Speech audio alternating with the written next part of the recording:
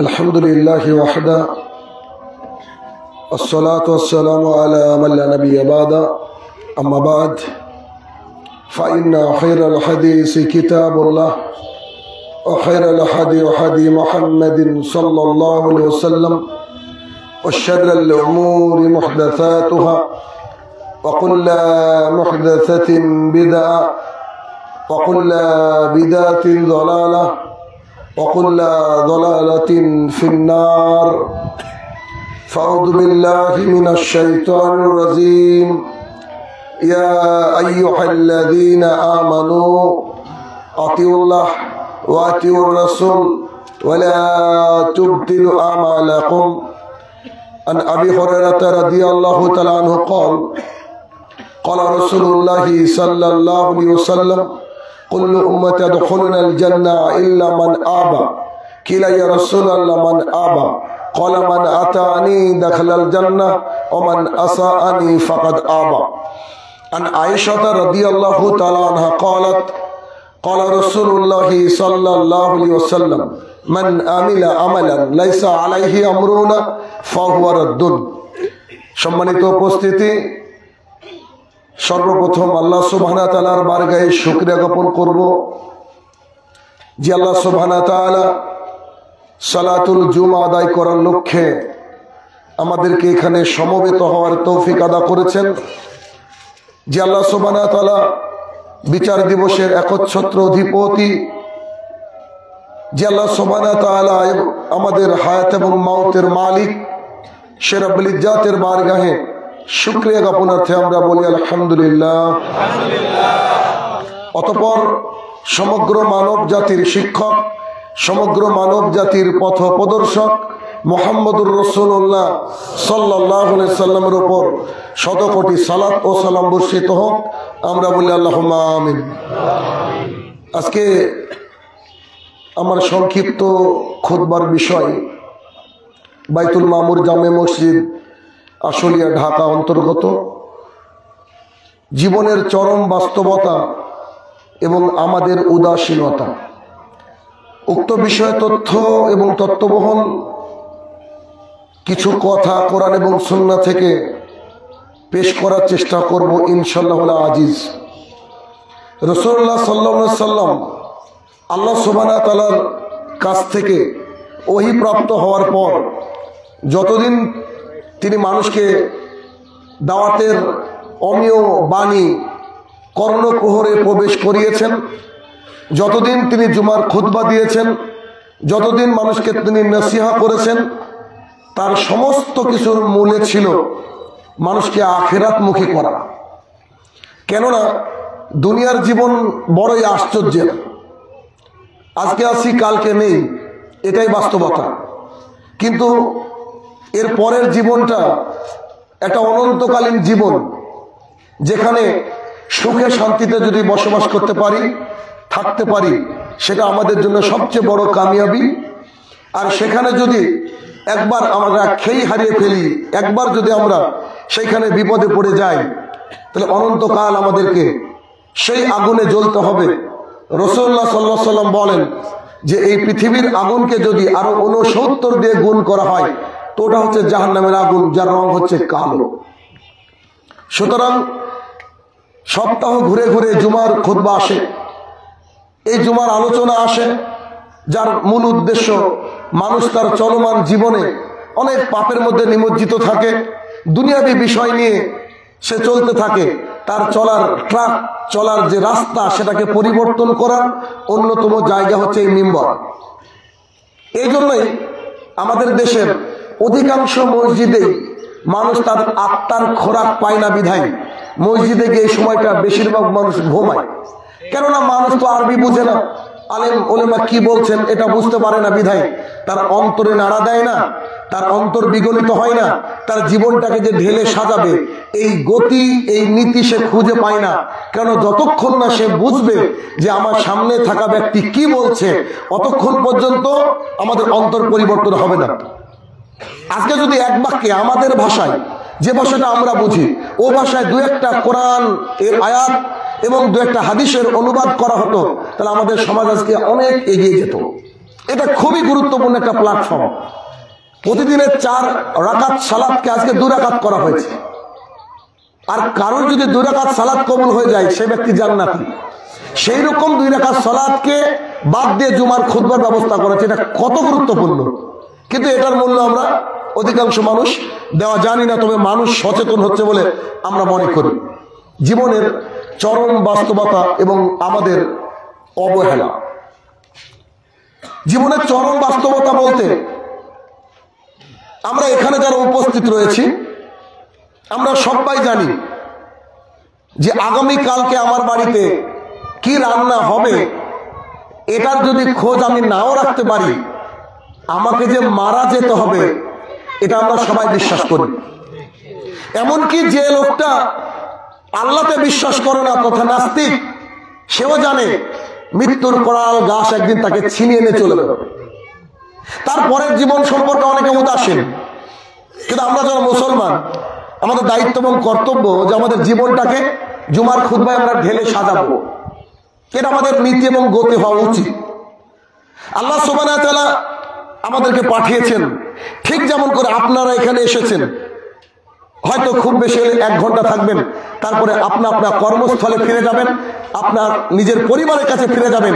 এখানে সারাক্ষণ কেউ বসে থাকতে আসেননি। ঠিক তেমনই আল্লাহ সুবহানাহু ওয়া তাআলা আমাদেরকে পাঠিয়েছেন তার জমিনে কিছুটা সময়ের জন্য। ঠিক যেমন করে আজকে আপনারা এসেছেন অতটা সময়ের জন্য আল্লাহ আমাদেরকে পাঠিয়েছেন।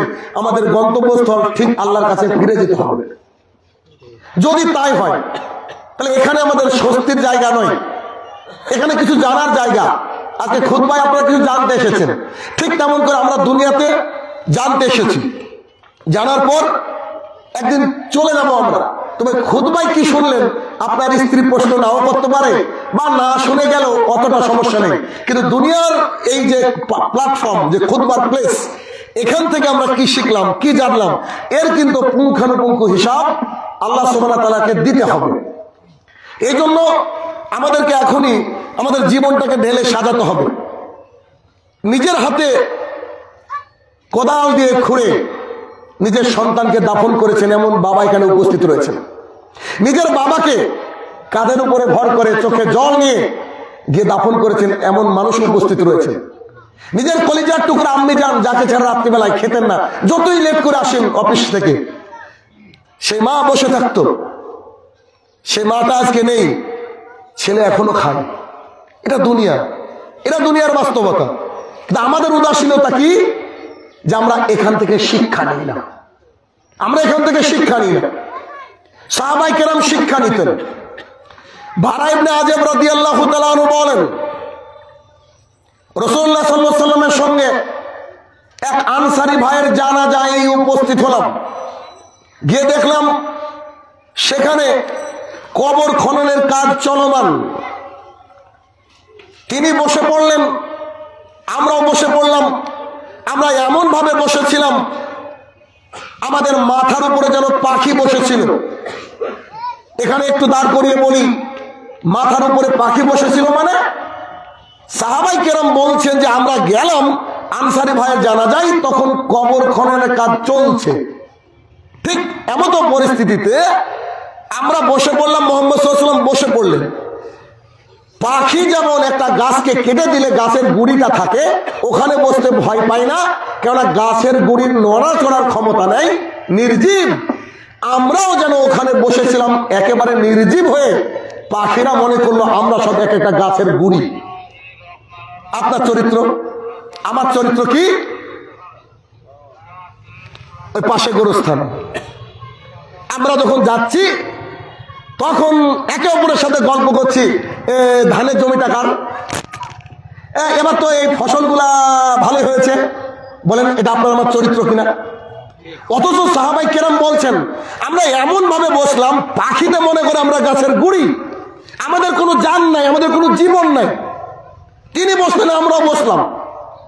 জানাজার ওখানে গেলে আপনার অন্তর বিগলিত হবে, চোখ দিয়ে পানি যদি নাও বেরায় অন্তত পক্ষে আপনি ভয় থাকবেন যে আমাকেও চলে যেতে হবে, আপনার মুখটা বন্ধ হয়ে যাবে। তারপরে খেয়াল করে দেখলাম রাসূল সাল্লাল্লাহু আলাইহি ওয়াসাল্লামের হাতে একটা চন্দন কাঠের গুড়ি অথবা কিছু একটা ছিল। তিনি যখন মাটিতে দাগ কাটতে কাটতে বলছেন, ও সাহাবীরা, কবরের আযাব থেকে তোমরা পানা চাও? ও সাহাবীরা, তোমরা কবরের ফিতনা থেকে পানা চাও? ও সাহাবীরা, তোমরা কবরের ফিতনা থেকে পানা চাও? কারণ কবরে ভয়াবহ পরিস্থিতি হয়। আমরা মুহাম্মদ সাল্লাল্লাহু আলাইহি ওয়াসাল্লামের দিকে তাকিয়ে দেখলাম তিনার চোখ দিয়ে পানি ঝরে দাড়ি মোবারক ভিজে ওই কবরের মাটি পর্যন্ত ভিজে যাচ্ছে। আর আমরা সবাই চিৎকার দিয়ে বলতে লাগলাম, হে আমাদের প্রতিপালক, আপনি আমাদেরকে কবরের ফিতনা থেকে বাঁচান। এভাবে বলতে থাকলাম। রাসূলুল্লাহ সাল্লাল্লাহু আলাইহি ওয়াসাল্লামের চোখের পানি আপনাকে কেন বুঝাতে পারছি? তিনি একজন আনসারীর জানাজায় গিয়েছিলেন। তিনি তার আত্মীয়র জানাজায় যাননি, তিনি তার সন্তানের জানাজায় যাননি, তিনি একজন আম পাবলিকের জানাজায় গিয়েছেন। তিনার অন্তরে আল্লাহ তাআলা যে নূর দিয়েছিলেন, তিনি নূর দিয়ে উপলব্ধি করতে পারতেন যে এর পরে আমাদের জীবন কি হবে। অথচ যিনি কান্না করছেন তার থাকার জায়গা জান্নাতের সবচেয়ে উঁচু জায়গায়। যিনারা তার সাথে আছেন তিনারা হচ্ছে রাদিয়াল্লাহু তাআলা আনহু, আল্লাহ তাদের উপরে রাজি। যার জানাজায় গিয়েছেন তিনিও রাদিয়াল্লাহু তাআলা আনহু, আল্লাহ তার উপরে রাজি। অথচ রাসূলুল্লাহ সাল্লাল্লাহু আলাইহি ওয়াসাল্লাম কাঁদছেন। এমন ভয়াবহ পরিস্থিতি, সাহাবায়ে কেরাম বলছেন আমরা কবরের থেকে পানা চাইতে লাগলাম। আনাস রাদিয়াল্লাহু তাআলা আনহু বলেন, রাসূলুল্লাহ সাল্লাল্লাহু আলাইহি ওয়াসাল্লামের সঙ্গে এক আনসারী ভাইয়ের বাগানের পাশ দিয়ে যাচ্ছিলাম। আগেরটা ছিল জানাজায়, বাগানের পাশ দিয়ে যাচ্ছিলাম। রাসূল সাল্লাল্লাহু আলাইহি ওয়াসাল্লাম একটা খচ্চরে বা গাধায় চড়েছিলেন, তার গাধাটা লাফিয়ে উঠলো। রাসূল সাল্লাল্লাহু আলাইহি ওয়াসাল্লাম আমাদের দিকে তাকিয়ে বললেন, সাহাবীরা, তোমরা কি বলতে পারো নাকি আশেপাশে কোনো কবর আছে? একজন সাহাবী উঠে বললেন, ইয়া রাসূলুল্লাহ সাল্লাল্লাহু আলাইহি ওয়াসাল্লাম, ওই যে দেখা যায় 5-6টা কবর, তারা কি অবস্থায় মারা গিয়েছে? তারা মুশরিক অবস্থায় মারা গিয়েছে। এখন মুহাম্মদ সাল্লাল্লাহু আলাইহি ওয়াসাল্লাম বলছেন, ওয়াল্লাহি, আল্লাহর কসম করে বলছি, তার কবর যে আযাব দেওয়া হচ্ছে আমার এই খচ্চরটা শুনতে পেয়েছে, লাফিয়ে উঠেছে। আমি আমার প্রতিপালককে বলতাম, হে আমার প্রতিপালক, আমার সঙ্গী সাথীদেরকে তুমি একটু কবরে আযাবটা শুনিয়ে দাও না। কিন্তু এই ভয়ে আমি বলতে পারলাম না যে তোমরা যদি একদিন কেউ কবরের আযাবের একটা অংশ শুনে নাও, তোমাদের কোনো ভাই মারা গেলে তার জানাজায় তোমরা থাকতে না, তাকে রেখে পালিয়ে যেতে, কবরের এত ভয়াবহ আযাব হয়। রাসূলুল্লাহ সাল্লাল্লাহু আলাইহি ওয়াসাল্লাম বলেন, আমি জান্নাত দেখেছি, জাহান্নাম দেখেছি, তবে কবরের মতো এত ভীতিকর জায়গা আমি মুহাম্মদ সাল্লাল্লাহু আলাইহি ওয়াসাল্লাম দেখিনি। তাহলে আপনার আমার অন্তর যদি বিগলিত হয় কবরের পাশ দিয়ে গেলে, যদি মাঝে মাঝে কবরের কাছে গিয়ে কাঁদেন, কারোর জন্য দোয়া করতে গিয়ে কেঁদে ফেলেন, তার মানে বোঝা গেল যে আপনার অন্তরটা কোনো ঠিক আছে, প্যারালাইজড হয়নি। আর যদি এরকম আপনার জানাজা দেখলে অন্তরের ভিতরে কোনো পরিবর্তন না হয়, কবরের পাশ দিয়ে গেলে আপনার অন্তর পরিবর্তন না হয়, আল্লাহি আপনাকে বলছি একটু আপনার ভেতরে যে পার্টস রয়েছে তার একটু ট্রিটমেন্ট করিয়ে, তার ট্রিটমেন্ট করাতে হবে আপনাকে। আর এই ট্রিটমেন্ট হচ্ছে কোরআন এবং সুন্নাহ। কেননা কবর দেখলে পৃথিবীর অন্যতম একজন সাহাবী, যিনি একজন জলিল কদর সাহাবী, রাসূলুল্লাহ সাল্লাল্লাহু আলাইহি ওয়াসাল্লামের জামাই, একই মজলিসে বসে 7 বার জান্নাতের সার্টিফিকেট প্রাপ্ত, তিনি যখন কবর দেখতেন একেবারে বাচ্চা ছেলের মতো কাঁদতেন। তাকে জিজ্ঞাসা করা হলো যে এত আপনি কাঁদেন কেন? তো তিনি বলছেন, আমি মুহাম্মদ সাল্লাল্লাহু আলাইহি ওয়াসাল্লামকে বলতে শুনেছি, আল কবরি আওয়ালু মানজিল মিন মানাজিল আখিরা, কবর হচ্ছে আখিরাতের প্রথম ধাপ। ওইখানে যদি কেউ আটকে যায় তার আগের জীবন খুব ভয়াবহ হবে। বলেন কে বলছে? উসমান রাদিয়াল্লাহু আনহু। বলেন তো উনি কি জান্নাতি নন? আল্লাহ রাসূল সাল্লাল্লাহু আলাইহি ওয়াসাল্লাম দুনিয়াতে থাকতে বলেছে, you will enter to the paradise, কোনো সন্দেহ ছাড়া তুমি জান্নাতে প্রবেশ করবা। তিনি নাকি কবর দেখলে হাওমাও করে কাঁদেন। বলেন আপনার আমার অন্তর কি আছে? আনাস ইবনে মালিক রাদিয়াল্লাহু তাআলা আনহু বলেন, আমি রাসূলুল্লাহ সাল্লাল্লাহু আলাইহি ওয়াসাল্লামকে বলতে শুনেছি, ইন্নাল আবদা ইযা উদিয়াতি কবরিহি, যখন কোনো বান্দাকে কবরের মধ্যে রাখা হয়, ওয়া তাওয়াল্লা আনহু আসহাবুহু, তাকে কবরস্থ করার পরে যখন লোকজন ফিরতে শুরু করে, লাসমাউ কারানি আলিহি, যাকে কবরের মধ্যে রাখা হলো, তা সেই ব্যক্তি চলে যাওয়া ব্যক্তির জুতা স্যান্ডেলের আওয়াজ শুনতে পায়। কল্পনা করেন তো, সন্তানকে রেখে আসছেন, সন্তান আপনার জুতার আওয়াজ চিনে, সন্তান আপনার জুতার আওয়াজ বোঝে। এই সন্তানকে যখন রেখে আসছেন, সন্তান তখন বুঝছে আমি কবরে, সন্তান তখন বুঝছে পাড়ার ওই গোরস্থানে যেখানে দিনের বেলায় যেতে ভয় লাগতো, সন্তান তখন বুঝছে যে অন্ধকার কবর, সন্তান তখন বুঝছে 3.5 হাত গর্ত, এদিকে ওদিকে নড়াচড়ার কোনো কায়দা কৌশল নেই। সন্তান তখন বুঝছে আমার আব্বা, আমার ইমাম সাহেব, আমার মামা, আমার পাড়া প্রতিবেশী, আমার বন্ধু সবাই আমাকে একা রেখে চলে যাচ্ছে। বলেন তো তার কি অবস্থা হবে? যদি মারা যাওয়ার পর আবার মারা যাওয়ার সিস্টেম থাকতো তো সে ব্যক্তি হার্ট অ্যাটাক করে মারা যেত। আবার যদি মারা যাওয়ার পর আরেকবার সিস্টেম থাকতো, মারা যাওয়ার হার্ট অ্যাটাক করে মারা যেত। আমাকে আমার আব্বা রেখে চলে গেল, কত ভয়াবহ পরিস্থিতি। এটা হচ্ছে আমাদের বাস্তবতা, কিন্তু আমাদের অন্তরটা উদাসীনতায় পরিপূর্ণ। হাদিসের বাইরে কোনো কথা বলি না। একটা কথা মনে পড়ে গেল, এজন্য বলি, আমি আলহামদুলিল্লাহ যে হাদিসের উপরে আমল করি না ও হাদিস বলার চেষ্টা করি না। আমি আল্লাহর কাছে ধরা খাবো এমন পাবলিক আমি নই, চেষ্টা করি, তবে আমি মানুষ। আমরা যে সহি তরিকার দাওয়াতের কাজ করছি আমাদের এলাকায় সব বিদআত। আমরা যখন সহি তরিকার দাওয়াতের কাজ করলাম, সহি ব্যক্তিদের মধ্যে একজন ব্যক্তি মারা যায়, আমার পাড়া প্রতিবেশী কাকা, চাচা। তিনি মারা যাওয়ার পর উনি হচ্ছেন আমাদের কেনা গোরস্থানে, কারণ তারা বলেছে যে তোমরা মরলে মাটি দিব না, এটা আমাদের এখানেও আছে। তো তাকে আমরা প্রথম দাফন করেছি, নিজে হাতে দাফন করেছি। তো আমার বাড়ির থেকে জলঙ্গি বাজার এটা যাওয়ার দুটো রাস্তা, একটা মেন রোড, একটা বর্ডার রোড। কারণ আমার বাড়ির সাথে বাংলাদেশ, এই আমি আমার বাড়ি, এ হচ্ছে বাংলাদেশ, পুলিশ গার্ড থাকে। তো সকাল থেকে শুরু করে সন্ধ্যা 6টা পর্যন্ত ওই রাস্তায় এলাও। কাকা মারা যাওয়া আজকে 4 বছর হলো। আপনি কল্পনাও করতে পারবেন না, বিশ্বাস হয়তো করতে পারবেন না, আমি যতবার বাজারে গিয়েছি 4 বছরে, অতদিন আমি মেন রোড ব্যবহার করিনি। যতক্ষণ না এদিকে পুলিশে নিষেধ করেছে ততক্ষণ আমি শুধুমাত্র ওই রোডটা ব্যবহার করেছি। কেন? কাকার কবরটা দেখলে যেন আমার অন্তরটা ভিতরে কাঁদে, কাকার কবরটা দেখলে যেন তার জন্য দোয়া করতে পারি, কাকার কবরটা দেখলে যেন আমার মনে হয় যে আমিও মারা যাব, কাকার কবরটা দেখলে যেন মনে হয় যে আমাকে চলে যেতে হবে। শুধুমাত্র তার জন্য দোয়া করার জন্য, তাকে মনে করার জন্য, মৃত্যুকে মনে করার জন্য আমি মেন রোড না গিয়ে বর্ডার রোড দিয়ে বাজারে যাই। আমি আমার কথা বললাম। এখন আপনি কি করবেন? দায়িত্ব আপনার। কারণ কেউ কারোর কবরে যাবে না। আল্লাহ সুবহানাহু ওয়া তাআলা বলছেন 7 নম্বর সূরার 15 নম্বর আয়াতে, কেউ কারোর বোঝা বহন করবে না। অতএব যে কোনো মূল্যে নিজের জীবনকে ঢেলে সাজাতে হবে। এটাই শরীয়ত, এটাই রাসূল সাল্লাল্লাহু আলাইহি ওয়াসাল্লামের তরিকা, এটাই আল্লাহ তাআলার দেওয়া বিধান। কারণ আপনি আমি যা করছি দুনিয়ার বুকে তার পুঙ্খানুপুঙ্খ হিসাব আল্লাহ সুবহানাহু ওয়া তাআলাকে দিতে হবে। দুনিয়ার বুকে কত কোটি টাকা ইনকাম করলেন, দ্যাট ডাজন্ট ম্যাটার, এটা কোনো বিষয় না। কিন্তু আজকে কতবার দরুদ পড়েছেন তার হিসাব আল্লাহকে দিতে হবে। দুনিয়ার বুকে কোটা ফ্ল্যাটের আপনি মালিক, এটা ব্যাপার না, কিন্তু আপনাকে বলতে হবে যে রাসূল সাল্লাল্লাহু আলাইহি ওয়াসাল্লাম বলছেন আমি দিনে 100 বার তওবা করি, 70 বার তওবা করি, সকাল থেকে কবার আস্তাগফিরুল্লাহাল্লাযী লা ইলাহা ইল্লা হুয়াল হাইয়ুল কাইয়ুম ওয়া আতুবু ইলাইহি, অথবা আস্তাগফিরুল্লাহ ওয়া আতুবু ইলাইহি, এটা পড়েছেন, এ জবাব আল্লাহর কাছে দিতে হবে। ঠিক সিগারেটের গায়ের উপরে লেখা আছে টোবাকো কজেস ক্যান্সার, এটা খেলে মরতে হবে। মানুষ দেখে আর খায়, যেমন তার অন্তরে উপলব্ধি নাই। আমরাও মানুষ যেন দুনিয়ার স্রোতে এমন ভাবে বেঁচে চলেছি, আমাদের উপলব্ধি নাই। খালি জুমার দিনে আসি, একটু চার্জ হই, আবার একটু এখান থেকে চলে গেলে সবকিছু ভুলে যায়। মনে হয় যে আমরা মারা যাবো না, সবাই মারা যাবে। বলেন এটা বাস্তবতা কিনা? মানুষ মাইয়াতকে দেখলে আমাদের মনে হয় যে আমরা মারা যাবো না, সবাই মারা যাবে।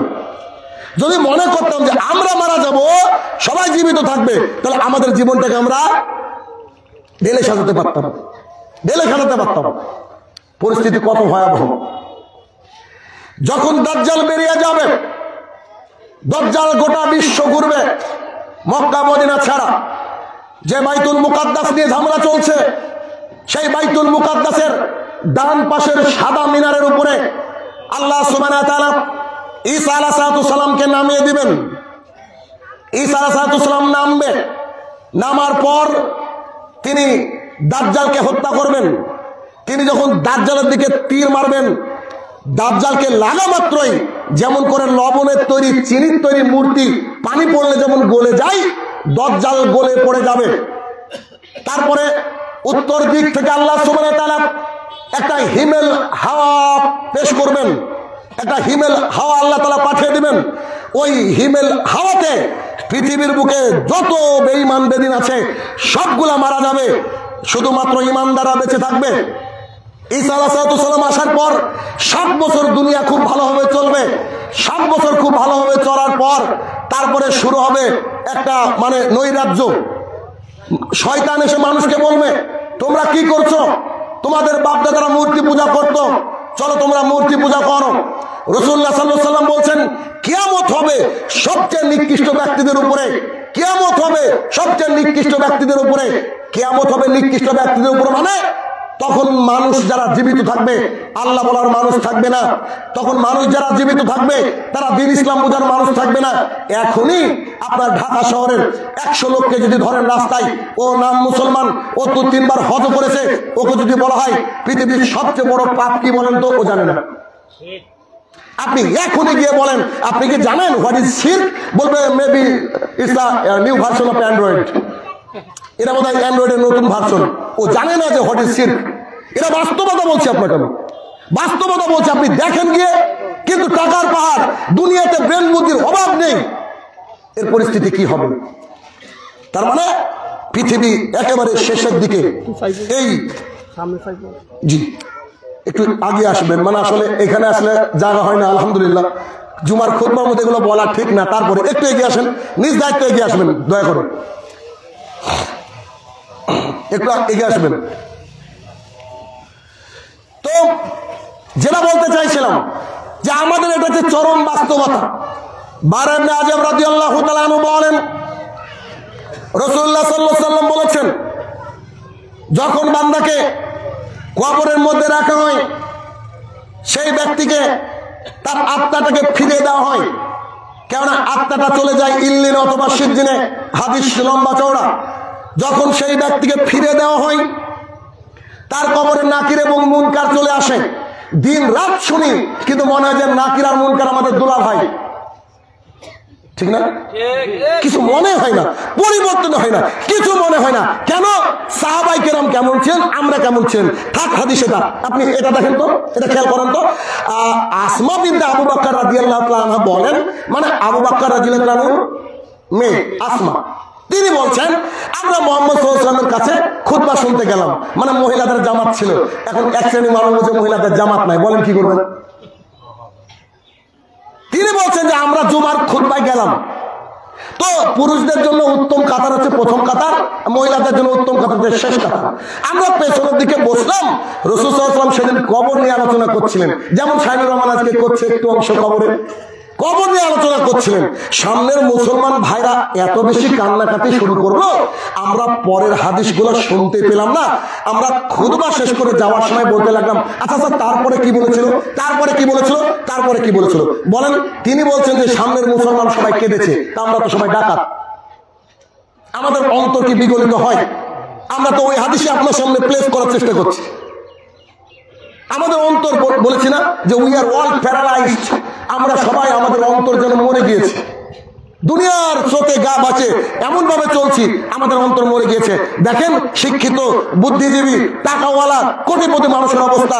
রাসূল সাল্লাল্লাহু আলাইহি ওয়াসাল্লাম বলছেন, হাদিস বর্ণনা করছেন বারা ইবনে আযিব রাদিয়াল্লাহু আনহু, তিনি বলেন যে যখন বান্দাকে রাখা হয় কবরের মধ্যে, ওই ব্যক্তি যদি মুমিন হয়, 5 ওয়াক্তের সালাত আদায়কারী হয়, ওই ব্যক্তি যদি সুদখোর ঘুষখোর না হয়, ওই ব্যক্তি যদি বেদিন বেঈমান না হয়, তাহলে সেই ব্যক্তিকে কবরে প্রশ্ন করা হয়, মা হাজা রাজুল আল্লাযী বইসাফিকুম, তোমাদের মধ্যে একজন ব্যক্তিকে পাঠানো হয়েছিল, তুমি সেই ব্যক্তি সম্পর্কে কি জানো? তো ও গর্ব করে বলে, ওয়া মুহাম্মদুর রাসূলুল্লাহ সাল্লাল্লাহু আলাইহি সাল্লাম। তখন চট করে তাকে বলা হয়, মাশাআল্লাহ, এত সুন্দর উত্তর দিয়েছো, ওয়া ইলমুকা বিহাজারুল, তুমি কি করে জানলা তার সম্পর্কে?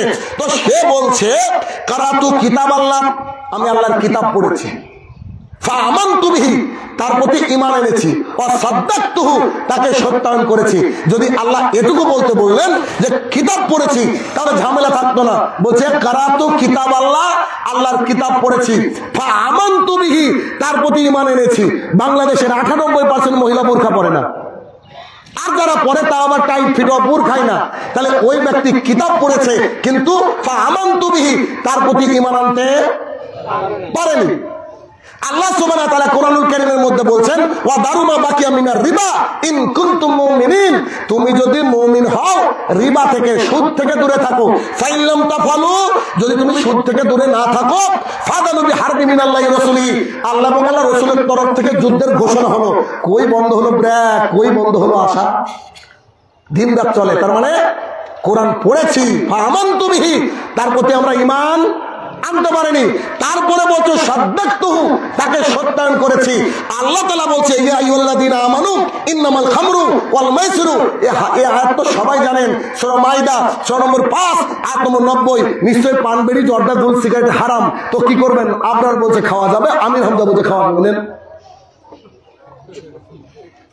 আল্লাহ রাসূল বলছে হারাম, ও বলছে খাওয়া যাবে, কি করবেন আপনি? মানুষ তো বিপদে, কে কার কথা শুনবে? সব এখানে দাঁড়িয়ে কথা বলে, সবারই মুখে দাড়ি, সবারই মাথায় টুপি, আশ্চর্য দুনিয়া। তাহলে আপনি মরেন, তাহলে বুঝবেন ওখান থেকে তো রিটার্ন আসা যায় না, এখন কি করবেন? দায়িত্ব আপনার। তাহলে ফাআমানতু বিহি, তার প্রতি ঈমান আনতে হবে, ওয়া সাদ্দাকতুহু, তাকে সত্যায়ন করতে হবে। আমরা কি সত্যায়ন করতে পেরেছি?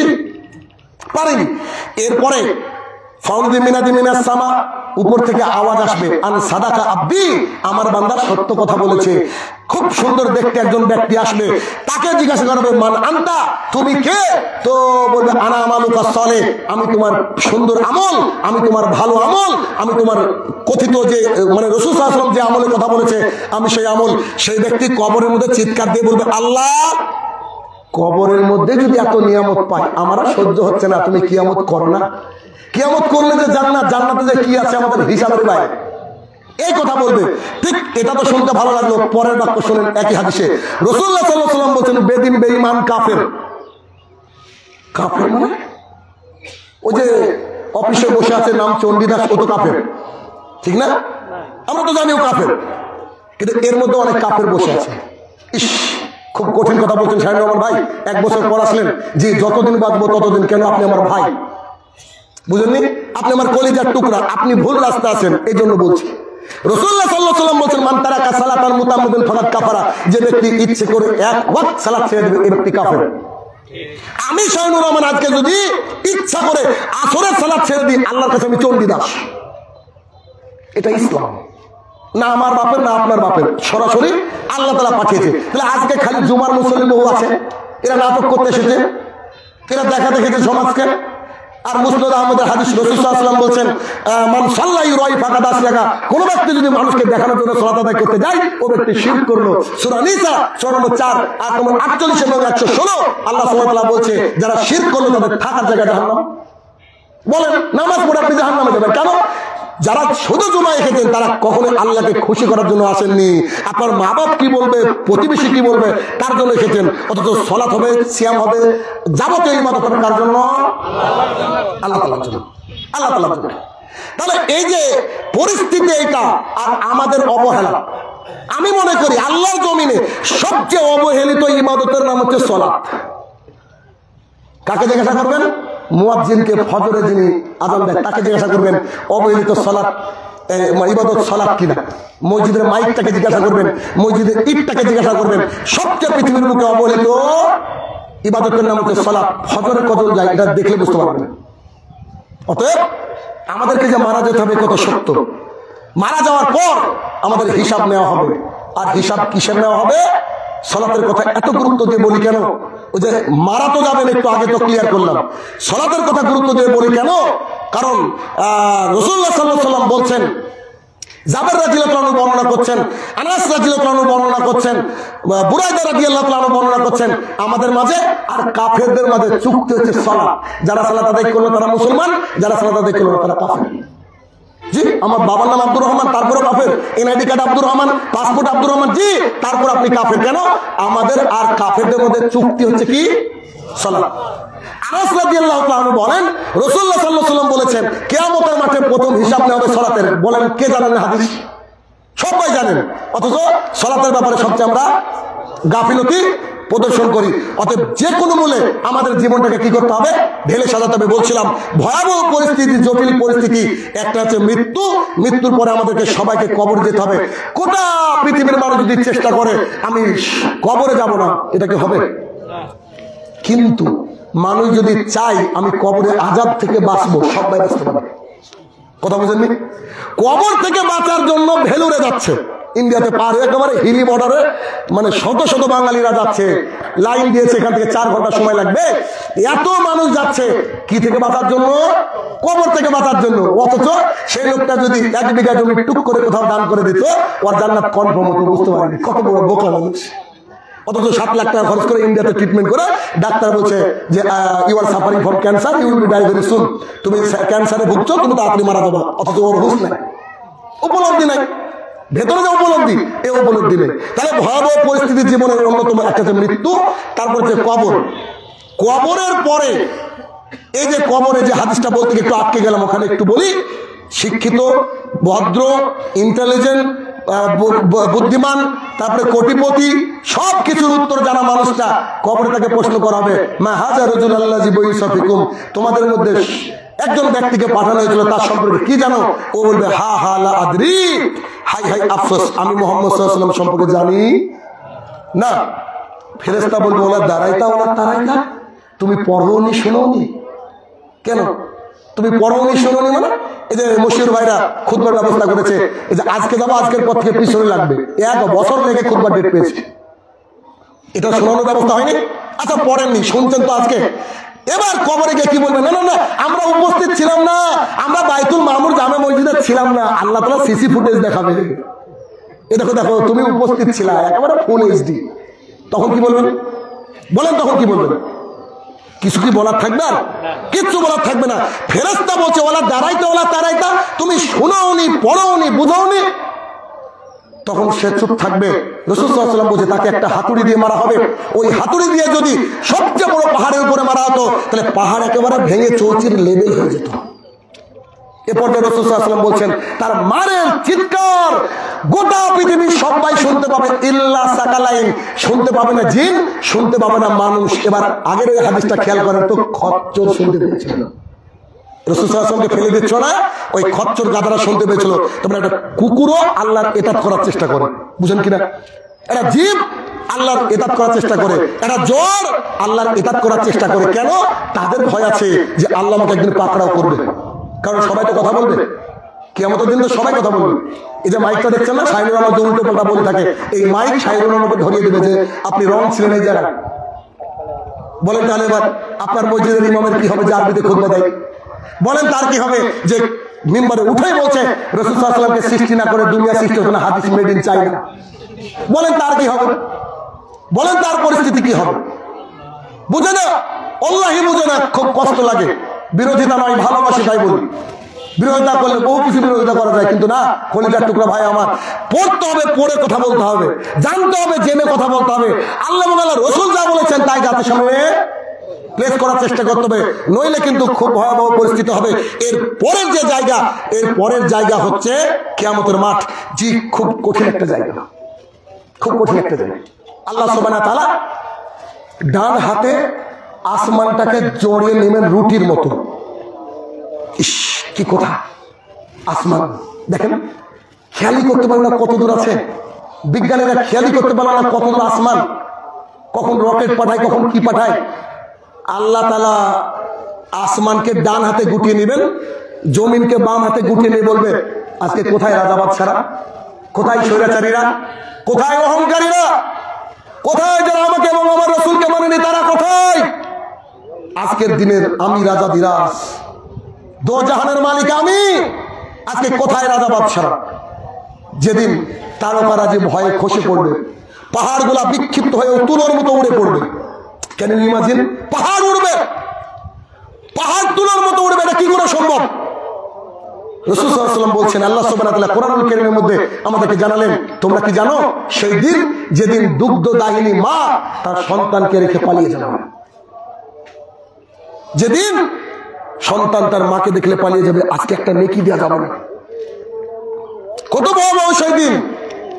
সেই দিন আল্লাহ সুবহানাহু ওয়া তাআলা আদম আলাইহিস সালামকে ডাক দিবেন। হাদিসের বর্ণনাকারী অনেক, আবু হুরায়রা রাদিয়াল্লাহু আনহু বলেছেন, আর খাস করে আবু সাঈদ খুদরি রাদিয়াল্লাহু আনহু বলেছেন, বিখ্যাত হাদিস। আবু সাঈদ খুদরি রাদিয়াল্লাহু আনহু বলেন, আবু সাঈদ খুদরি রাদিয়াল্লাহু আনহু বলতে গিয়ে থামলাম। আবু সাইদ খুদরির জায়গায় আয়েশা বলতে পারি না, এটাই আমরা। কথা বলেননি? আবু সাইদ খুদরির জায়গায় আয়েশা বলতে পারি না, যদি ভুলে যেতাম তো বলতাম ভুলে গিয়েছি, এটাই আমরা। কারণ আমরা মানুষ, ভুল হবে স্বাভাবিক, কিন্তু আমাদেরকে আমাদের বেস্ট দেওয়ার চেষ্টা করতে হবে। কারণ এটা বলছি কার কথা? মুহাম্মদ রাসূলুল্লাহ সাল্লাল্লাহু আলাইহি ওয়াসাল্লাম দায়িত্ব নিয়ে বলছি, কত কঠিন। আবু সাইদ খুদরি রাদিয়াল্লাহু তাআলা আনহু বলেন, রাসূলুল্লাহ সাল্লাল্লাহু আলাইহি ওয়াসাল্লাম বলেছেন, কিয়ামতের মাঠে আল্লাহ তাআলা ডাক দেবেন, আদম, জি আমার প্রতিপালক। সবাই উপস্থিত থাকবেন, জি আপনারা আমরা সবাই সেদিন থাকবো, কোনো মাইকের ব্যবস্থা থাকবে না, সবাই পিন ড্রপ সাইলেন্স থাকবে। কেন জানেন?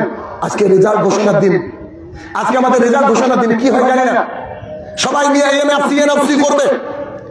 মানুষ, কিছু মানুষ আছে তাদের ঘাম হবে হাঁটু পর্যন্ত, কেউ টাকলু, কেউ কারোর ঘাম হবে গলা পর্যন্ত, ভয়ে ঘামতে থাকবে। সূর্য থাকবে একেবারে মাথার উপরে, মানুষকে দেখে মনে হবে মাতাল, সবাই মদ খেয়ে আছে। আল্লাহ বলছে কেউ নয়, আমার আযাবটা এতটা কঠিন। সেই দিন আল্লাহ সুবহানাহু ওয়া তাআলা আদম আলাইহিস সালামকে ডাক দিয়ে বলবেন, আদম, জি। আল্লাহ বলেন, এই যে লাব্বাইক, আমি উপস্থিত। আল্লাহ তাআলা বলবে, তুমি তোমার সন্তানদের মধ্য থেকে জান্নাতীকে বেছে নাও। ইস, কি কঠিন বাক্য, কি কঠিন বাক্য। আদম আলাইহিস সালাম বলবেন, আল্লাহ, আমি তো হিসাব জানি না কতজনকে বাঁচবো। তখন মুহাম্মদ সাল্লাল্লাহু আলাইহি ওয়াসাল্লাম বলছেন, আল্লাহ তাআলা তাকে বলবে 1999 জন। কথার কথা, একজন আছে না উপস্থিত? একজন। চিন্তা করা যায়? দেখেন, হাদিস তো বললাম, এই হাদিস শুনেননি, কিন্তু আপনার আমার ভেতরে কোনো পরিবর্তন আসলো না, কিন্তু হাদিসের প্রেক্ষাপটে একটু ইচ্ছা করে ছাড়িয়ে গেছেন আপনাকে বোঝানোর জন্য। দৃশ্যটা দেখেন, রাসূলুল্লাহ সাল্লাল্লাহু আলাইহি ওয়াসাল্লাম বলছেন, কিছু ইয়াং ছেলে, অল্প বয়সে মারা যায় কি যায় না, 14, 15, 18 ইয়াং ছেলেরা দাঁড়িয়ে আছে, কত মিলিয়ন, সবাই থাকবে তো উপস্থিত। কিছু মা, তার কলিজার টুকরো ছোট্ট বাচ্চারা যারা আগে মারা গিয়েছিল, অথবা মা আগে মারা গিয়েছিল, তাদের দুধ পান করাবে মা কিয়ামতের মাঠে বসে। অনেক প্রেগনেন্ট মহিলা মারা যায়, তাদের পেটে বাচ্চা থাকবে কিয়ামতের মাঠে। তো এখানে ধরেন 1 কোটি প্রেগনেন্ট মহিলা, এখানে 5 কোটি যুবক, আর এখানে ধরেন ওই মা 100 কোটি বাচ্চাকে দুধ দিচ্ছে। এই হচ্ছে দৃশ্য। এবারে হাদিসটা মুহাম্মদ সাল্লাল্লাহু আলাইহি ওয়াসাল্লাম বলছেন যে এই বাক্যটা আল্লাহ তাআলা বলবেন। এবার রাসূল সাল্লাল্লাহু আলাইহি ওয়াসাল্লাম বলছেন, যখনই মানুষ এই কথা শুনবে যে 1999 জন জাহান্নামী, ওই যে মহিলাটা দেখছেন না, যার পেটে বাচ্চা ছিল, তার বাচ্চাটা জমিনে পড়ে যাবে, মহিলা বুঝতে পারবে না। যদি স্ত্রীর নরমাল ডেলিভারি হয়ে থাকে, ওই দৃশ্য দেখে থাকলে আপনি বুঝতে পারবেন। আমি শাহিনুর রহমান মনে করি পৃথিবীর বুকে সবচেয়ে কঠিন কাজ হচ্ছে নরমাল একটা বাচ্চা ডেলিভারি দেওয়া। এর চেয়ে কঠিন কাজ বোধহয় আর কিছু না। মায়েরা হাহাকার করে, চিৎকার করে, বিষ খেতে চায়। নার্সদেরকে জিজ্ঞাসা করবেন, যদি নরমাল ডেলিভারি হয়, এত যন্ত্রণা, এত কষ্ট তাদের, কিন্তু কিয়ামতের মাঠে বাচ্চা পড়ে গিয়েছে নিচে, ও বুঝতে পারেনি। কি একটা ঘোষণা,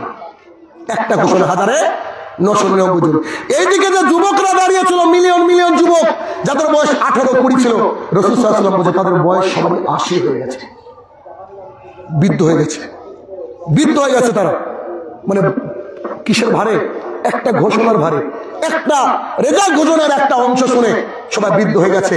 অনেক মা যারা বাচ্চাকে কোলে দুধ পান করাচ্ছিল, তাদের বাচ্চাটা পড়ে গিয়েছে, মা বুঝতে পারেনি। এটা হচ্ছে কিয়ামতের মাঠ। আয়েশা রাদিয়াল্লাহু তাআলা আনহা বলেন, রাসূলুল্লাহ সাল্লাল্লাহু আলাইহি ওয়াসাল্লাম বলেছেন, কিয়ামতের মাঠে আদম সন্তান থাকবে উলঙ্গ, তাদের পায়ে থাকবে না জুতা স্যান্ডেল, তারা হেঁটে যাবে, তারা সবাই বিচারের প্রতীক্ষায় থাকবে। আয়েশা রাদিয়াল্লাহু তাআলা বলছেন, আল্লাহ রাসূল বলেন কি, সবাই উলঙ্গ থাকবে? মানে নারী পুরুষ কি একাকার থাকবে? জি, নারী পুরুষ একাকার থাকবে। তখন আয়েশা রাদিয়াল্লাহু তাআলা বলছে, একে অপরের লজ্জাস্থান দেখবে না, একে অপরের দিকে তাকাবে না, নারী আর পুরুষ এক জায়গায়। বলেন কি? রাসূলুল্লাহ সাল্লাল্লাহু আলাইহি ওয়াসাল্লাম বলছেন, আয়েশা, কিয়ামতের মাঠটা এতটাই কঠিন, কেউ কারোর দিকে তাকাবে না, দুনিয়ার ভয়াবহ যতই পরিস্থিতি হোক না কেন, একটা সুন্দরী মহিলা গেলে আমাদের চোখটা চলে যায়। উলঙ্গ হয়ে সবাই একে অপরের দিকে, একে অপরের সাথে চলবে, কিন্তু কেউ কারোর দিকে তাকাবে না, না বাবা, না সন্তান, না মা, না ছেলে, না কেউ কারোর দিকে তাকাবে না। এখান থেকে তো বোঝা যায় যে পীর সাহেব আমাদেরকে জান্নাতে নিয়ে যাবে না, পীর সাহেব নিজেই বিপদে থাকবে। এখান থেকে তো বোঝা যায় আকীদা শুদ্ধ করতে হবে, আকীদা শুদ্ধ করতে হবে। এইটা যদি কিয়ামতের মাঠ হয় কি অবস্থা হবে? এক পর্যায়ে আবু হুরায়রা রাদিয়াল্লাহু তাআলা বলেন, রাসূলুল্লাহ সাল্লাল্লাহু আলাইহি ওয়াসাল্লাম বলেন, কিয়ামতের মাঠে জাহান্নামকে টেনে নিয়ে আসা হবে, জান্নাতকে টেনে নিয়ে আসা হবে। জান্নাতকে টেনে নিয়ে আসবে 490 কোটি ফেরেশতা। 490 কোটি মানে একটা হাদিসে মুহাম্মদ সাল্লাল্লাহু আলাইহি ওয়াসাল্লাম বলছেন, রাবির নাম ভুলে গেলাম, তিনি বলছেন একটা ফেরেশতাকে আমি দেখেছি যার এক পা জমিনে এক পা আকাশে। ফেরেশতার সাইজ কত বড়? 490 কোটি ফেরেশতা জাহান্নামকে টেনে নিয়ে আসবে। জাহান্নাম চিৎকার দিয়ে বলবে, আল্লাহ দাও, কত আছে দাও। 1999 পর্যন্ত জাহান্নামে ফেলতে জাহান্নাম গড় রেগে বলবে, আল্লাহ আর নাই। আল্লাহ সুবহানাহু ওয়া তাআলা নিজের পাটা ঢুকে দিবেন, ডান পাটা ঢুকে দিয়ে বলবে, আর লাগবে কি? তখন বলবে, কাব যথেষ্ট হয়েছে, আর লাগবে না। জাহান্নাম কি ভয়াবহ জায়গা, কত কঠিন জায়গা। রাসূলুল্লাহ সাল্লাল্লাহু আলাইহি ওয়াসাল্লাম আমাদেরকে বলে দিয়েছেন, ইন্না জাহান্নামা কানাত মিরসাদা, জাহান্নাম ওত পেতে বসে আছে, ঠিক যেমন করে মাছরাঙা মাছ ধরার জন্য বসে থাকে। কত কঠিন জায়গা। চাইলে আমরা জাহান্নাম থেকে বাঁচতে পারি, কবর থেকে বাঁচতে পারি না, চাইলে কবরের আযাব থেকে বাঁচতে পারি। অতএব হে আমাদের প্রতিপালক, আমরা আজকের খুতবার পর থেকে নিজের জীবনটা যেন আমরা ঢেলে ফেলতে পারি। আল্লাহ তুমি সেই তৌফিক আদা করো, আল্লাহুম্মা আমিন।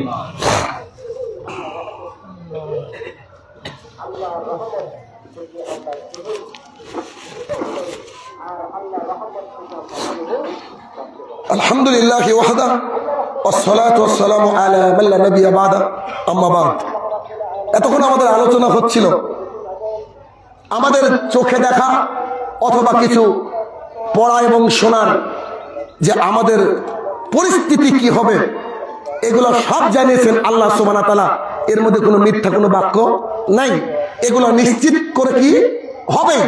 এখন আমাদের অলসতা, আমাদের গাফিলতি কি, আমরা এগুলো শোনার পরে নিজেকে ট্রেন করতে পারি না, কিন্তু সাহাবায়ে কেরামকে দেখেন, একটা কথা শুনলে তিনারা ভীত সন্ত্রস্ত হতেন, সেই বিষয়ে আমল করার জন্য তৎপর হতেন।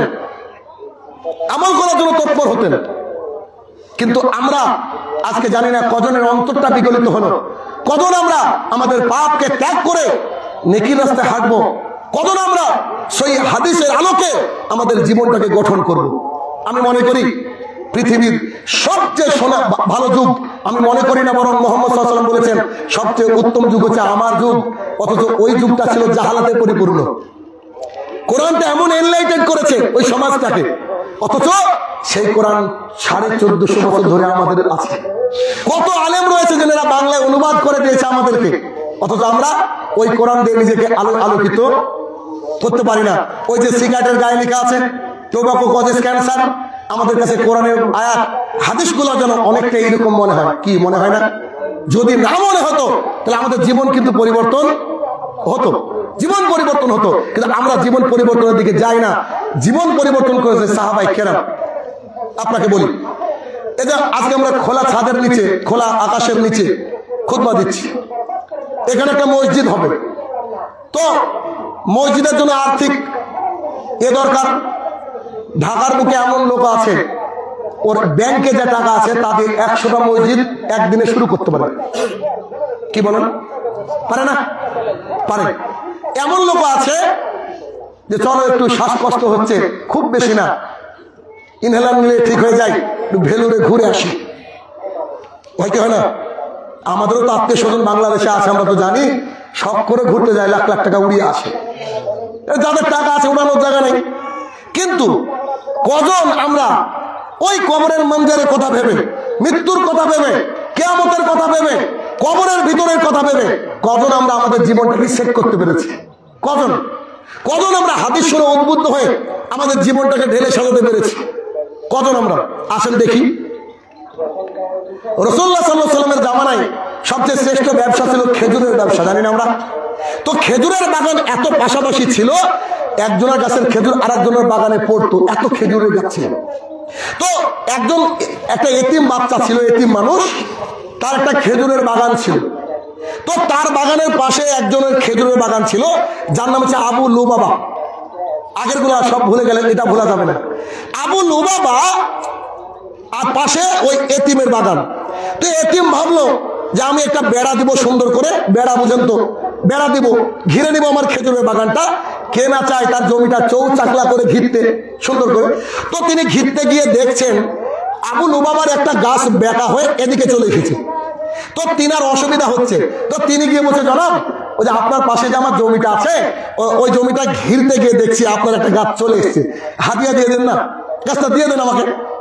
তখন বলছে, জি না, আমি কেন হাদিয়া দিব, সবাই তোর ভালো ছিল এমন না, আবু যেহেতু আল্লাহ রসুলের জামানারই মানুষ। তো বলছে যে না, আমি কেন হাদিয়া দিব, আচ্ছা ঠিক আছে তুমি বিক্রি করে দেন, একটাই তো গাছ, আপনার তো অনেক গাছ আছে, আমার বাগানটা সোজা হয় আর কি। বলছে, জি না, বিক্রিও করবো না, হাদিয়াও দিব না। তখন তিনি ভাবলেন, যাই মহামানবের কাছে, রাসূলুল্লাহ সাল্লাল্লাহু আলাইহি ওয়াসাল্লামের কাছে এসে বলছেন, আল্লাহ রাসূল সাল্লাল্লাহু আলাইহি ওয়াসাল্লাম এই ঘটনা। আল্লাহ আচ্ছা ঠিক আছে, যে ডাকো আবু লুবাবাকে। তো আবু লুবাবা আসলে তখন বলছে, আবু লুবাবা, এই এতিম লোকটাকে তুমি একটা গাছ দিয়ে দাও, তা তোর বেড়াটা সোজা হয়, বাগানটা দেখতে ভালো লাগে, তোমার আর কি আছে, আর যদি বিনিময় নিতে চাও তো নিয়ে নাও। আবু লুবাবা মুহাম্মদ সাল্লাল্লাহু আলাইহি ওয়াসাল্লামের সামনে দাঁড়িয়ে বলছে, দিব না। কথা বুঝতে পেরেছেন? আমাদের এখন মনে হয় একটু যদি সুযোগ পেতাম কলিজাটা দান করে দিতাম, আল্লাহ রাসূলকে যদি একবার দেখার সুযোগ পেতাম, ঠিক না? তিনি দাঁড়িয়ে বলছে, আমি দিব না। আর আমি আমার মনে মনে ভাবি যে তুই দিসনি, ভালো করেছিস, তার জন্য আমরা হাদিসটা পেয়েছি। এটা আমার ব্যক্তিগত মতামত, না তো হাদিসটা পেতাম না। তো বলছে, আমি দিব না। আচ্ছা ঠিক আছে। রাসূল সাল্লাল্লাহু আলাইহি ওয়াসাল্লাম বলছে, শোনো আবু লুবাবা, কলিজার টুকরা ভাই আমার, বলছি তুমি যদি বাগান থেকে একটা খেজুর গাছ এতিম লোকটাকে দিয়ে দাও, জান্নাতে একটা খেজুর গাছের জিম্মেদারি আমি নিচ্ছি। একটা খেজুর গাছের বিনিময়ে কি নেব? জান্নাতের একটা খেজুর গাছের আমি জিম্মেদারি নিচ্ছি। আচ্ছা, যদি জান্নাতে কারোর খেজুর গাছের জিম্মেদারি থাকে, তাহলে সে ব্যক্তি কি জান্নাতি না জাহান্নামী? আমি বলছি যে ঢাকার বনানীতে আমার একটা বাড়ি আছে, তার মানে কি আমি এখানে আসতে পারবো না, থাকতে পারবো না? জরুর লাজিম অবশ্যই আসবো। ঢাকাতে বাড়ি আছে মানে প্রপার্টি তো আমার। তো বলছে, আমি একটা জান্নাতে তোমার খেজুর গাছের জিম্মেদারি নিচ্ছি। ওই আবু লুবাবা বলছে, তাও দিব না। সাহাবায়ে কেরাম বসে আছেন এরকম ভাবে। একজন সাহাবীর নাম একটু পরে বলি, জানি আমার ভেতর থেকে বেরিয়ে আসার চেষ্টা করছে, পরে বলি। একজন সাহাবী উঠে বলছে, আল্লাহ রাসূল সাল্লাল্লাহু আলাইহি ওয়াসাল্লাম, বলছি যে অফারটা দিলেন ওটা কি শুধু ওর জন্য? কি বলছে? যে অফারটা দিলেন শুধু কি তার জন্য, নাকি যদি ওই গাছটা কেউ ক্রয় বিক্রয় করে ওর কাছ থেকে কিনে বিক্রি করে দেয়, তার জন্য আপনি জিম্মেদারি নেবেন জান্নাত একটা গাছের? তো রাসূল সাল্লাল্লাহু আলাইহি ওয়াসাল্লাম বলছেন, না না না, যে এই সমাধান করে দেবে ঝামেলার, তার জন্য জান্নাতের খেজুরের গাছের জিম্মেদারি আমার। রাসূল সাল্লাল্লাহু আলাইহি ওয়াসাল্লাম বললেন। তখন সাহাবী উঠে বলছেন, আচ্ছা আবু লুবাবা ভাই, আমার একটা মদিনার বুকে একটা গাছ আছে, 600 খানা খেজুরের গাছ। এই বাগানটার খেজুর এলাকার মধ্যে সবচেয়ে সুস্বাদু, মানে কোটি কোটি টাকার খেজুর হয়। বলছি এই বাগানটা বিখ্যাত কেন? এই বাগানের মধ্যে একটা নলকূপের ব্যবস্থা আছে। তৎকালীন সময় পানি মানে বুঝতে পারছেন, নলকূপের ব্যবস্থা আছে। আর এই বাগানের মধ্যে আমার একটা অট্টালিকা আছে, আমার একটা বাড়ি আছে, আমার ছেলে মেয়ে বউ বাচ্চা নেই, ওখানে আমি কি করি, একটু বিশ্রাম করি। বলছি আমি যদি তোমাকে পুরো বাগানটা এই একটা খেজুর গাছের বিনিময়ে দিয়ে দিই, তুমি কি গ্রহণ করবা? আল্লাহ জানে কখন এটাকে সম্পদ। তো তিনি বলছেন, আপনি চুপ করেন কেন? আপনার বাগান প্রসিদ্ধ, সবাই জানে, কারণ কেনার মতো সামর্থ্য মদিনা আছে কিনা সন্দেহ। আপনি একটা গাছের বিনিময়ে আবার এই গাছ দেবেন, ফাজলামি করেন আপনি দিবেন? এটা হয় নাকি? তো এখন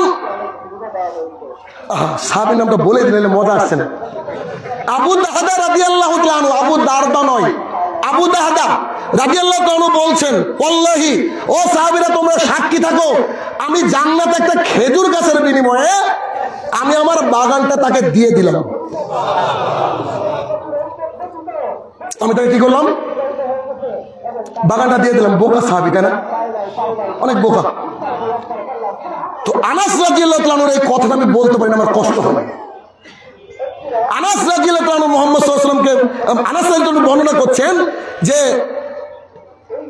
সাহাবী বলছেন, আবু দাহদা রাদিয়াল্লাহু তাআলা বলছেন এখন কি জান্নাতে একটা গাছ হলো? আমি দিয়ে দিয়েছি, এখন কি জান্নাতে একটা গাছ হলো আমার? তখন বলছে জি, তোমার জান্নাতে একটা গাছ হয়েছে। তখন আবু দারদা রাদিয়াল্লাহু আনহু বলছেন, আনাস জন্য বর্ণনা করছেন, তিনি বারবার এই কথা বলতে লাগলেন, আলহামদুলিল্লাহ জান্নাতে একটা খেজুর গাছের মালিক, আলহামদুলিল্লাহ জান্নাতে একটা খেজুর গাছের মালিক, আলহামদুলিল্লাহ জান্নাতে আমি একটা খেজুর গাছের মালিক। ঘটনাটা আরো আছে। তিনি চলে গেলেন, বিক্রি করে দিয়েছেন জান্নাতে একটা খেজুর গাছের বিনিময়ে গাছ। তিনি চলে গিয়ে বাইরে থেকে বলছে, ও দাদা, কি ব্যাপার? আমার স্বামী প্রতিদিন এখানে চলে বিশ্রাম করে পানি খায় আমাদের সাথে বসে, আজকে ঘটনা কি আসছে না কেন? আমাদের বাড়ির মধ্যে আমাদের ব্যবহৃত যা জিনিস রয়েছে সবগুলাকে তুমি নিয়ে বের হয়ে আসো। তার স্ত্রী অবাক হয়ে সবকিছু নিয়ে বের হয়ে আসলেন। বের আসার পর বলছে, কি ব্যাপার আবু দাদা, ঘটনা কি? তো বলছে, আমি এই বাগানকে বিক্রি করে দিয়েছি। তো বলছে, মদিনার বুকে আমাদের বাগান কেনার কেউ আছে? আশ্চর্য, মদিনার বুকে আমাদের বাগান কেনার কেউ আছে? তখন বলছে, জি, আমি জান্নাতে একটা খেজুর গাছের বিনিময়ে আমি আমার পুরো বাগান, 600 খানা খেজুরের গাছ, নলকূপ এবং একটা অট্টালিকা সহ আমি দিয়ে দিয়েছি। মুহাম্মদ সাল্লাল্লাহু আলাইহি ওয়াসাল্লাম তার জিম্মেদারি। তার স্ত্রী বলছে, সুবহানাল্লাহি বিহামদিহি, শুনেছি জান্নাতের মধ্যে নাকি একটা গাছ আছে, যে গাছের তলা দিয়ে মানুষ 100 বছর যদি ঘোড়া চালিয়ে যায় তাও নাকি তার ছায়া শেষ হয় না। পরের বাক্যটা খুব কঠিন ভাই। তার স্ত্রী বলছে, আমার স্বামী যে এত বড় ব্যবসায়িক আমি বুঝতে পারিনি। আমার স্বামী এত বড় ব্যবসায়ী, জানি খেজুরের ব্যবসা করে, কিন্তু আজকে সওদা করে খেতে জান্নাতের। আমাদের দুনিয়াতে কিচ্ছু দরকার নেই। একটা গাছ যদি আল্লাহ তাআলা আমাদেরকে দেয়, that is enough for us, এটা আমাদের জন্য যথেষ্ট, আমাদের আর কিচ্ছু দরকার নেই। একটা গাছ, একটা গাছের বিনিময়ে তিনি কোটি কোটি টাকা সম্পদ দিয়ে দিলেন। বলেন আপনার আমার মেনে নেব? বলেন কি শিখলেন? বলেন কি শিখলেন? আমার তো মনে হয়, আমি আগে বলেছি, আল্লাহি আমার যদি কোনোদিন 1 বিঘা সম্পত্তি হয় সেদিন আমি অর্ধ বিঘা দান করে দেবো ইনশাআল্লাহ। এটা আমার গতি, আল্লাহ আমাকে দেয়নি, পারি না। তাই আমি বলেছি শুরুতে, যে হাদিসের উপর আমল করি না আমি তা বলি না, কারণ আপনাকে আমার ব্ল্যাকমেল করার উদ্দেশ্য না। আল্লাহি আমি হাদিসটা শোনালাম, এই হাদিসটা আমি বাড়িতে একা একা পড়ে আর কাঁদি। কেন জানেন? যে আরে সাহাবীরা, এই জন্য তো তারা রাদিয়াল্লাহু তাআলা আনহু, এই জন্য তো তারা আল্লাহর প্রতি রাজি হয়ে গেছে, আর তিনিও আল্লাহর উপরে রাজি। কল্পনা করা যায় যে আপনার ঢাকার একটা বিল্ডিং আপনি ছোট একটা কিছুর জন্য দান করে দিলেন। আসলে কি তিনি ছোট কিছুর জন্য দান করেছিলেন? তিনি জান্নাতে একটা গাছ। তার স্ত্রী আবার ঘুরে এসে হাদিস বলছে, যে হাদিস বর্ণনা করেছেন আবু দারদা রাদিয়াল্লাহু তাআলা আনহু, তিনি আয়েশা রাদিয়াল্লাহু তাআলা আনহা এবং আবু হুরায়রা রাদিয়াল্লাহু তাআলা আনহু, তিনি ঘুরে এসে কি বলছে জানেন? তিনি বলছেন, জান্নাতের মধ্যে একটা গাছ হবে, যেটা আল্লাহ তাআলা স্পেশাল নিজে হাতে গাছ লাগাবেন।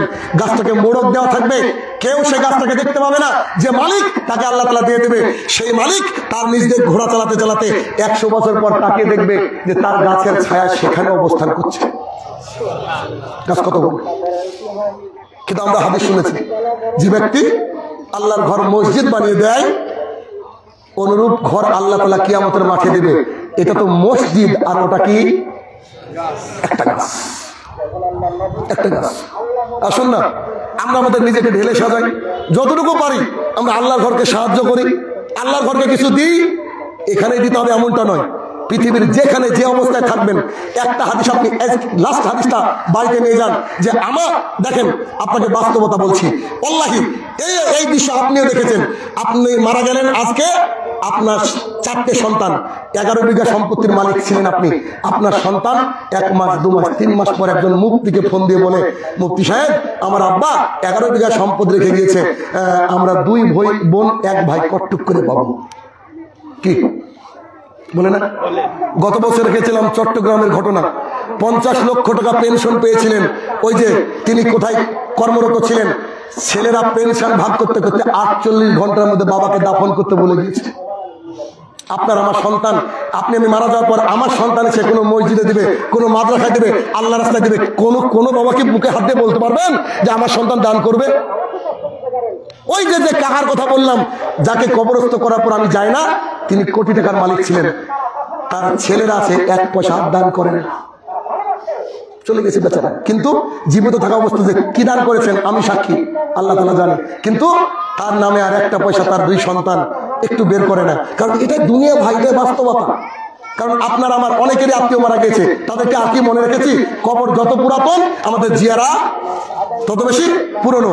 এই জন্য আসুন আমরা এই হয়তো ভাইয়ের মসজিদের কাজ বোধহয় শুরু হবে ইনশাআল্লাহ, এই দোয়া করি যে আগামী বছরে যেন বিল্ডিং এ খুতবা দিতে পারি, আল্লাহ তাআলা কবুল করুন, আল্লাহুম্মা আমিন। আর আমাদের জীবনটাকে আমরা কোরআন এবং হাদিস মোতাবেক করি। শুধুমাত্র জুমার খুতবা, জুমাতে বসে একটু চোখ দিয়ে পানি ঝরলো, আহা উ করলাম, এরকম করিয়েন না ভাই আমার, কলিজার টুকরা, এমন করিয়েন না। যদি এরকম করেন তাহলে আপনি আমাকে কিছুই ফাঁকি দিলেন না, আপনি আল্লাহ তাআলাকে ফাঁকি দিলেন। কেন বলেন তো? একটু বাস্তবতা দেখাই। ধরেন আমি মশিউর ভাইকে বললাম এটা আছে 1000 টাকার নোট, আপনাকে আমি দিলাম, আপনি দান করে দেন। এরকম করে তার দিকে তাকিয়ে আছি, উনি দান করবেন না, একটা পকেটে ঢুকাবেন? আমি বললাম এখন আপনি দান করে দেন, এই 1000 টাকা দিলাম, 10টা নোট, এই নোটগুলোকে উনি পকেটে ঢুকাবেন না দান করবেন? দান করবেন। কেন? আমি দেখছি। আপনি চিন্তা করে দেখেন তো, আপনি কিছুই ছিলেন না, আমি কিছুই ছিলাম না, আল্লাহ তাআলা আমাদেরকে সম্পদ দেয়নি? এই সম্পদ আল্লাহ তাআলা কি বলেছে? তার রাস্তায় খরচ করতে। আল্লাহ তাআলা উপর থেকে হয়তো দেখে আর হাসি, হারে ইস কত পাগল মানুষ, আমি সম্পদ দিলাম, আমি আল্লাহ বলছি তুমি দান করো, আমি বাড়িয়ে দিব। তাও এই বেকুব জাতি তারা দান করে না, শুধু গুনে গুনে গুনে গুনে রাখে। আরে ওই বাক্য আপনি শোনেন না যে যারা সম্পদকে গুনে গুনে রাখে তাদের জন্য জাহান্নাম? তাহলে আমরা কি করব? শুরুতে যে কথাগুলো বললাম ওটা হচ্ছে আমাদের পরিস্থিতি আর আমাদের অবহেলার জায়গা এইটা। কোরআন এবং সুন্নাহ শোনার পরেও আমরা সেটা কি করি না? ইউটিলাইজ করি না, ব্যবহার করি না।